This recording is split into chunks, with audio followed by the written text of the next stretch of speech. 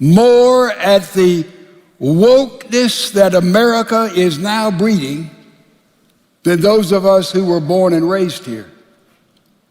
They see what is happening here, in their judgment, is a tragic mirror of what they came out from.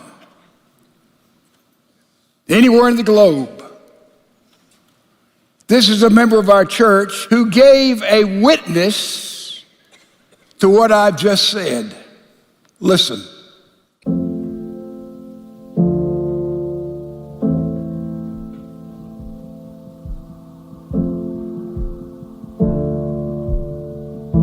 I lived in Houston for 22 years. I fled from China, but I cannot show my face because I'm concerned of my family's safety back in China. In that region, you do not have any freedom, you do not have any choice, you don't have a free speech, you don't have a free religions, and we have churches, but those church leaders, they are Communist Party member. If you have a Bible study, which is unauthorized, they consider that's a crime. You can be arrested. And I came to United States just for not only freedom and all for the American dream and a fair chance. And this country has become more and more like communist. I can see what's happening here now, and which this country is getting divided. That's not what I wanted to see this country become. As American, I think we should wake up now. We should see the big picture, what is coming. We cannot be influenced by the social media and by the media, what they told us.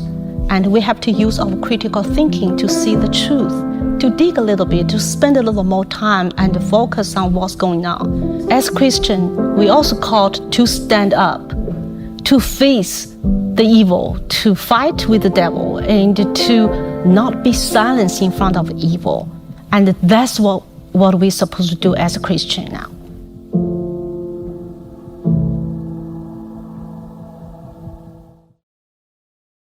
From our church membership alone, we could have hundreds from countries around the world give virtually the same witness that she's offered to us.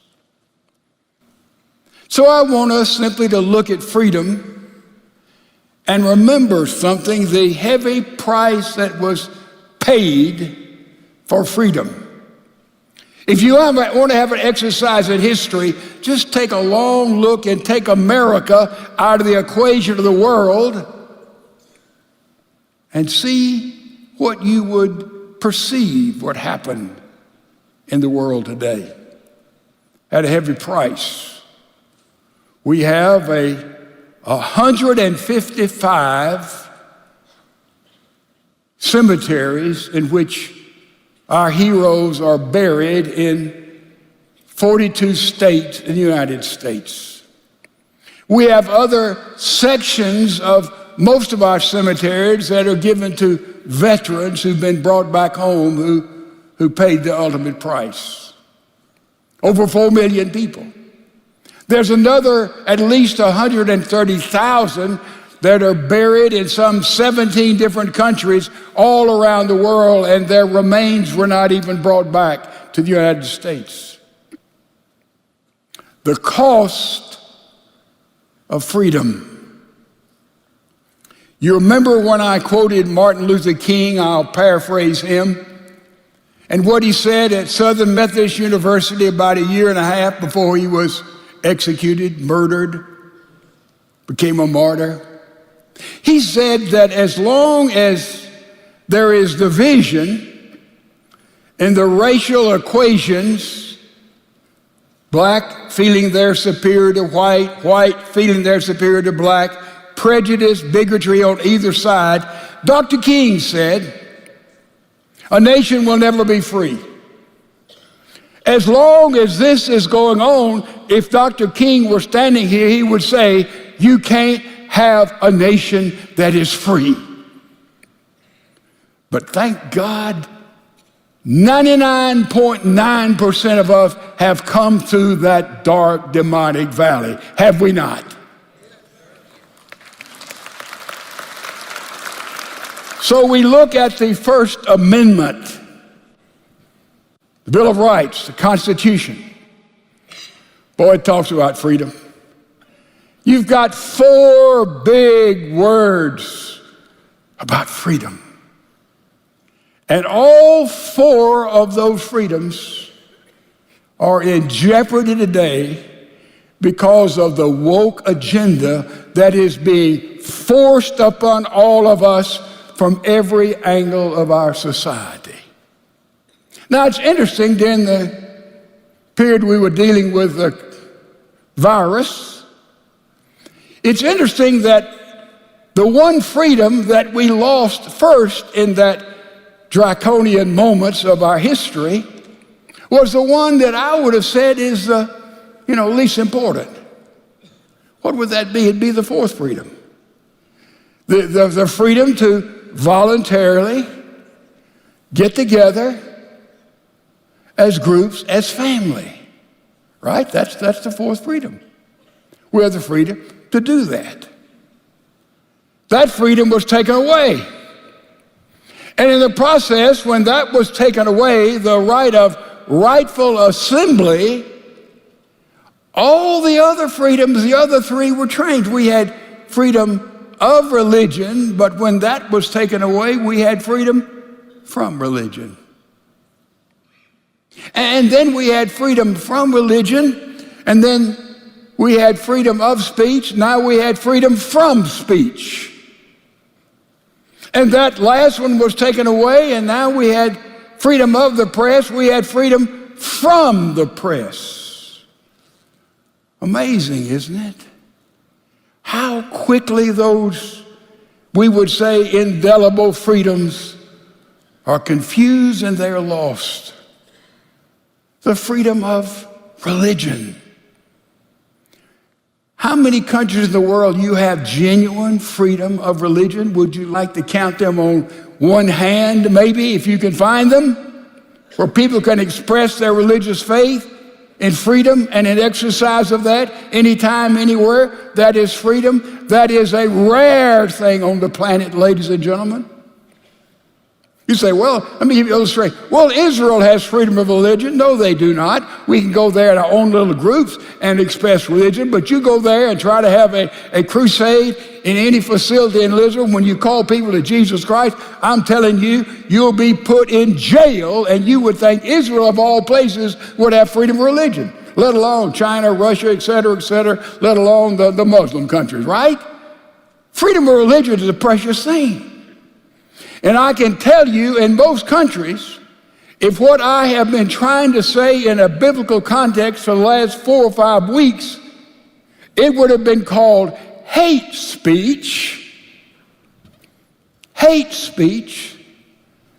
and I would be arrested or put down, and maybe all of us would be in jeopardy, and then we'd discover who stands up, who doesn't, wouldn't we? In about a skinny New York minute. Religion, freedom of speech, canceled. You say, well, what about in Australia? That's sort of a Western country, in Australia. This past week in Australia, a man was elected to be what we would call the commissioner of Australian football. And he was elected, and the first day he was in office, he was fired because they discovered he was a member of a church who did not believe in killing a baby in the mother's womb, and they fired him. He served for 1 day like he'd be the commissioner in our place of the NFL because he was an evangelical Christian. Bang, you're thrown out. You're canceled. Freedom of press. That's a joke, isn't it? That's a joke. You say, well, the press can say what they want to say. I had sons, and we'd give them more and more leeway as they matured and growed up. We'd give them greater freedom. Did we not all parents do that? But if they went back against that freedom, we would have to restrain them. Ed, the first time he went out in the car on a date.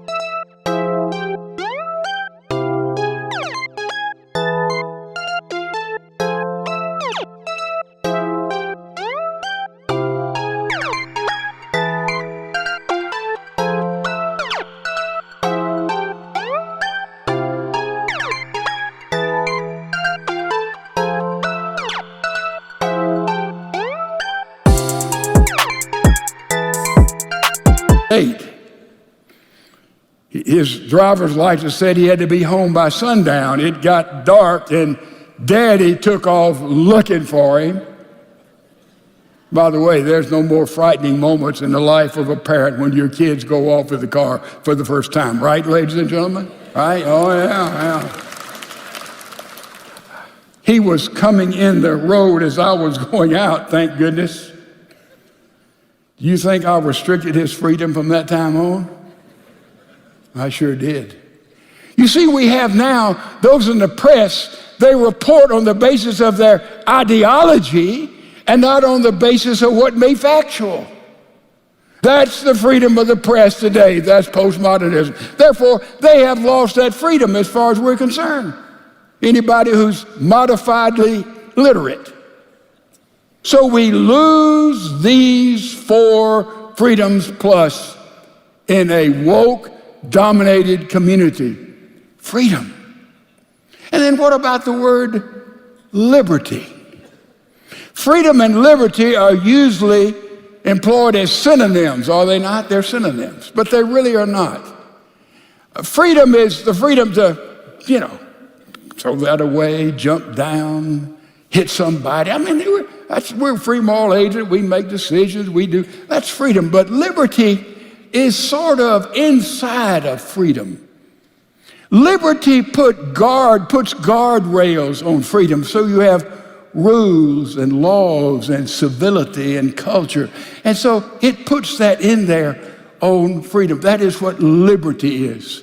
Liberty and justice for all. A nation under God. But let me tell you what's happened recently. This is a tragedy. I have to think about it to understand it.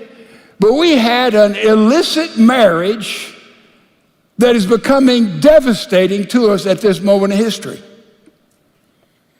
Science got married to politics. Science got married to politics. The temptation to do that has already occurred in a strategic time in our history. I'm not an epidemiologist, of course. I'm not a climatologist, obviously. And I can't speak ex cathedra in these fields. But I am sort of an amateur historian, and let's go back to 1970, and the big issue there was global cooling. Does anybody remember that? How many of you are old enough to remember that? Man, we're going to have a new ice age. Now, they tried to sell this to the political world, and some reason they didn't buy it. This is before the marriage took place. Ice age is coming. Look at the scientists, the climatologists who saw this and shouted this out. Man, this is irrefutable history. But something happened. The catastrophic cooling morphed into catastrophic warming. Hold on to the word catastrophic. You see, it has to be catastrophic in order to scare the bejeebers out of everybody. And so we can get more control of we the people. See, a lot of people forget we got 4 branches of government: the legislative, the judicial, the executive, but the fourth branch is stronger than all three. That's we the people, ladies and gentlemen. That's we the people. Now, I said I'm not an authority, but I want to read what a very fine scholarly man has written, and I've paraphrased it a little bit, so it's not exclusively his. Part of it is mine. Michael Knowles, in his book entitled Speechless. Perhaps warmer weather threatens civilization. Perhaps it does not. Maybe the coronavirus poses an unprecedented threat on human life. Maybe not. In any event, Dr. Dictators, i.e. the Napoleonic Dr. Fauci, expects technocrats have no right to demand that we acquiesce to their every whim. A free people may welcome the advice of specialists, and we do, but we must also consider other non-scientific factors. Remember the marriage between science and politics? Including the effects of a given policy on the economy, national security, popular culture, civil rights, social relations, welfare of our children, mental health, and other facets in our republic. If climate change really would destroy the world by 2031, as AOC claims, science remains the servant of our nation and of the world. And a free republic, the people must set the nation's course.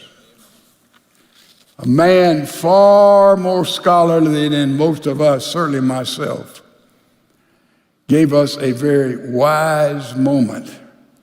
You see, we don't submit to draconian efforts when those we've elected to be our servants becomes our Lord and our masters. And that is always derogatory and deadly to a free people when politicians marry science. Now,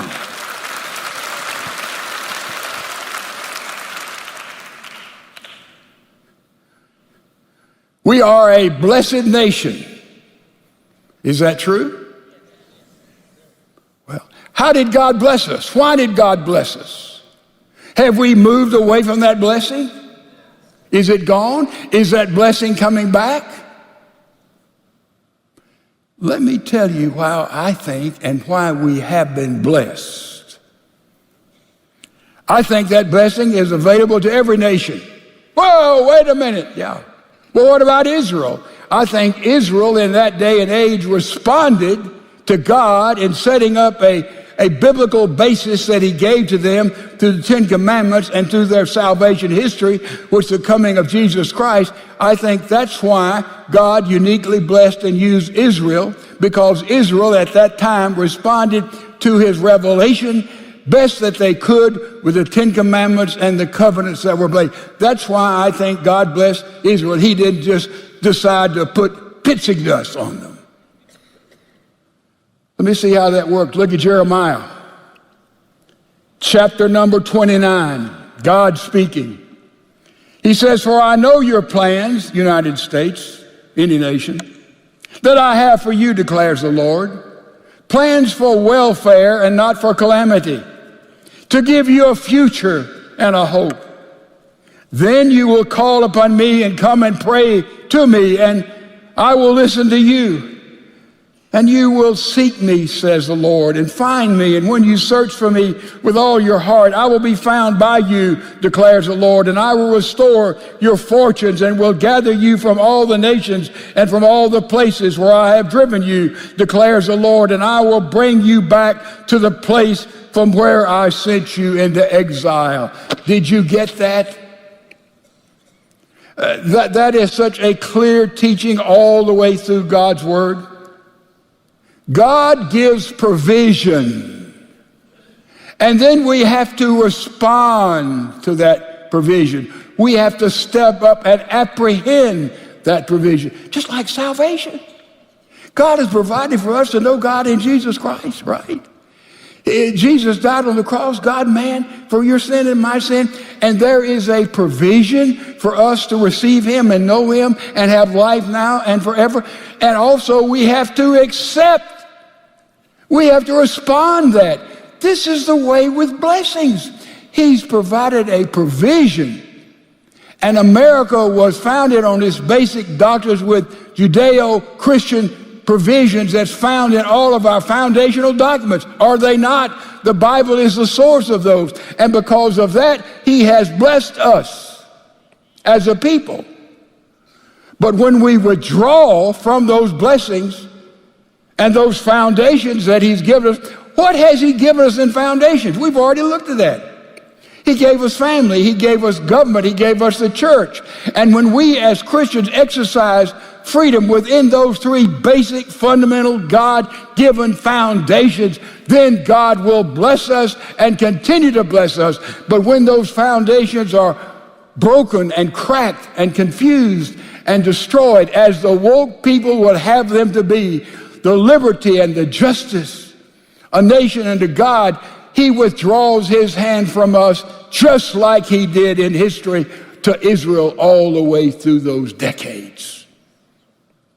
We are blessed to be a blessing, and we are blessed because God has given us a provision, an opportunity, an openness, and we have to accept and accommodate ourselves and receive those provisions which are fundamental to us on the basic doctrines of the United States of America. Do you get what a blessing is? Do we understand what a blessing is? On this basis, God can bless America.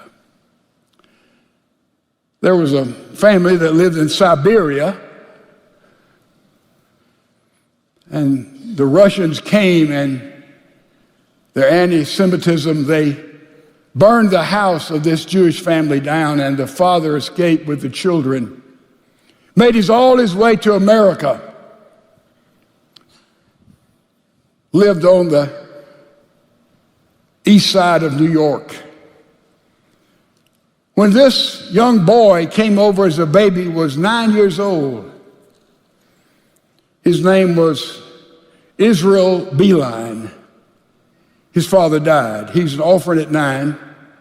Somehow he made it by selling papers on the streets of New York.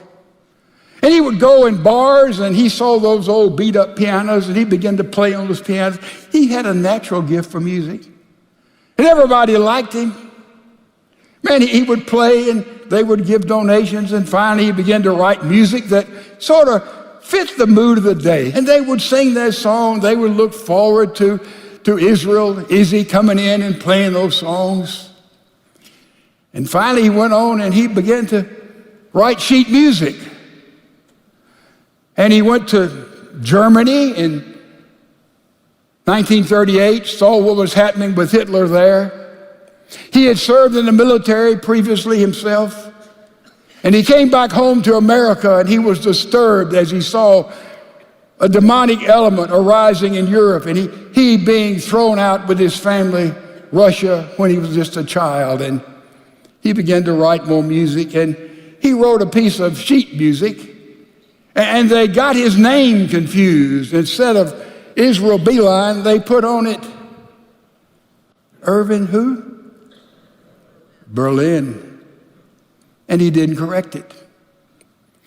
And Irvin Berlin, what a guy. In 1938, Kate Smith had a radio show, echoed. She was a beautiful, powerful voice. And she asked this man, Irvin Berlin, what did he write? White Christmas, No Business Like Show Business. But she asked him to write him a song, write her a song, and he did. And he went and got an old trunk that he brought back when he was in the war, and he had written in that trunk a love letter to America because he so appreciated America, because he came out of Russia. He had suffered, his family had been killed. And this was a love letter he wrote while he was in the army. And he said he never did use it or read it. It just stayed in that old trunk because he said it was so mushy. But when Kate Smith asked him to write something for her radio show, he took that old mushy thing there and he put music to the words.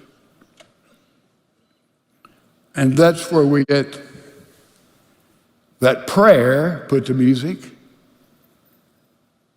God bless America. Would you say it after me? God bless America, land that I love.